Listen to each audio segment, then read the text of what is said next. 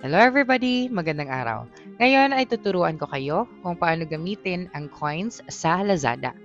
So, ang una nating gagawin dito ay i-download natin ang Lazada application sa ating App Store or Play Store. So, i-search mo lang ang Lazada at makikita mo na ang application at i-download lamang ito. So, bubuksan ko na dito ang aking App Store at gamitin mo lang ang search bar na nasa itaas at i-type ang Lazada.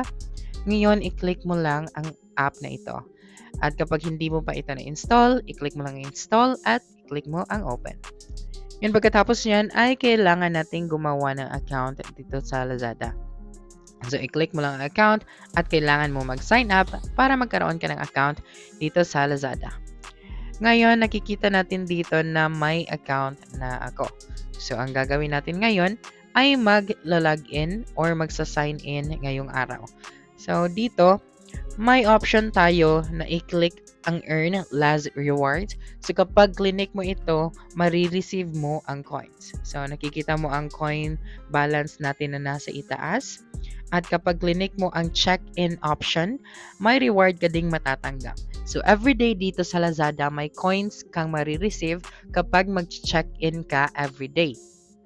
So, kapag mag-check-in na naman tayo bukas, maaari nating ma-receive ang coin na iyan.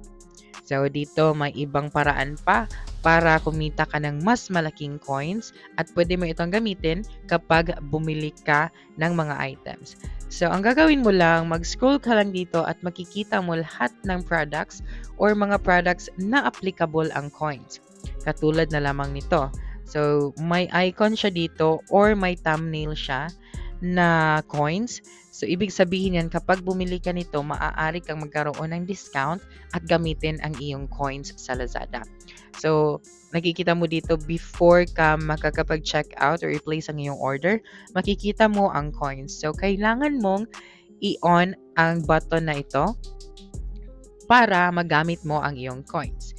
Sa coins naman, limited lamang ang paggamit nito. Hindi mo maaaring gamitin lahat or kung magkanong coins ang gusto mong spend sa product na ito. May applicable lamang na amount kapag may product kang bibilhin.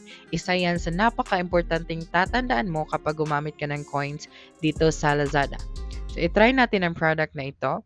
So, depende rin kung magkaano ang product na bibilhin mo. Kapag mas maliit ang presyo ng product na bibilhin mo, mas maliit na coin ang pwede mong gamitin. So, kung gusto mong gamitin lahat ng coins mo, pwede kang mamili ng products na mas mahal kumpara sa mga products na mas maliit ang coins na pwede mong gamitin.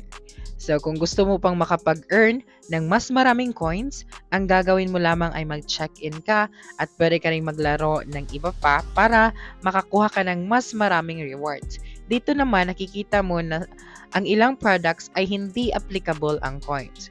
So, itry nating bilhin ang products na ito. So, kapag clinic mo ang buy now at mag-scroll ka dito, wala kang makikitang coins na option. Ibig sabihin yan na ang product na ito kapag binili mo, hindi ka magkakaroon ng discount o hindi mo maaaring gamitin ang iyong coins. So, maghanap ka lamang ng mga products na pwede mong paggamitan sa coins na nare-receive mo dito sa Lazada. So, ang ibig sabihin lamang nito, ang coins ay isang reward system ng Lazada na nagbibigay sa iyo ng discount o savings tuwing namimili ka. At narito ang mga dapat mong malaman tungkol sa Lazada coins. Pag-check-in araw-araw sa Lazada app, pagkatapos bumili ng produkto, paggamit ng vouchers, pagsali sa mga games o tasks sa app. And that's it for this video. If you think this video helped you solve your concern, please subscribe, like this video, and leave your comment below. Bye!